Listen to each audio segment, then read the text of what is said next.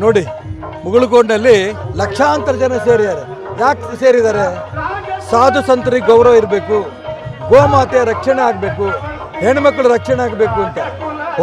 ಹೊನ್ನಾವರದಲ್ಲಿ ಕೆಲವು ಮುಸಲ್ಮಾನ್ ಗೂಂಡಾಗಳು ಗಬ್ಬ ಇರೋಂಥ ಹಸುನ ಫೋಟೋ ತಕ್ಕೊಂಡು ವಿಡಿಯೋಗಳನ್ನು ಬೇರೆ ಬೇರೆ ಕಡೆ ಕಳಿಸಿ ಅಲ್ಲಿಂದ ಆರ್ಡ್ರ್ ತಗೋತಾರೆ.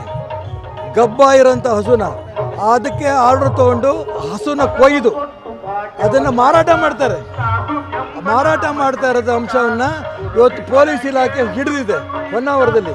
ನಾನು ಕೇಳಕ್ಕೆ ಇಷ್ಟಪಡ್ತೀನಿ, ಶ್ರೀಯುತ ಜಮೀರ್ ಅಹಮದ್ ಅವ್ರು ಹೇಳ್ತಾ ಇದ್ದಾರೆ, ನಾನು ಜಾತಿವಾದ ಎಂದೂ ಮಾಡಲ್ಲ, ಮಕ್ಕಳ ಹಣೆ ಮೊಮ್ಮಕ್ಕಳ ಹಣೆ ಹಾಕಿದ್ರು. ಇದಕ್ಕೇನಂತ ಹೇಳ್ತಾರೆ ಅವರು?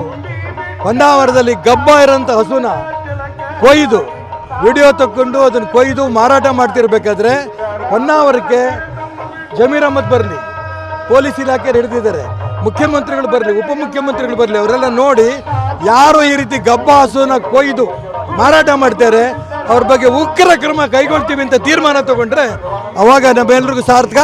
ಈ ರೀತಿ ಸಾಧು ಸಂತರ ಪ್ರಯತ್ನ, ಈ ರೀತಿ ಲಕ್ಷಾಂತರ ಜನ ಸೇರ್ತಿರೋದು ಹಿಂದೂ ಧರ್ಮ ಉಳಿಬೇಕು, ಗೋಮಾತೆ ಉಳಿಬೇಕು ಅನ್ನೋಂಥ ಆಸೆಯಿಂದ ಪೂಜೆ ಪುರಸ್ಕಾರಗಳು ನಡೀತಾ ಇದೆ. ಇವತ್ತು ಈ ಮಹತ್ವವಾದ ದಿನ ನಾನು ಹೇಳ್ತೇನೆ, ಮುಖ್ಯಮಂತ್ರಿಗಳು ಜಮೀರ್ ಅಹಮದ್ ಎಲ್ಲ ಹೊನ್ನಾವರಕ್ಕೆ ಹೋಗಿ ನೋಡ್ಕೊಂಡ್ಬಂದು ಅವ್ರ ಬಗ್ಗೆ ಉಗ್ರ ಕ್ರಮ ಕೈಗೊಳ್ಳಿ ಅಂತ ಒತ್ತಾಯ ಮಾಡ್ತೀನಿ.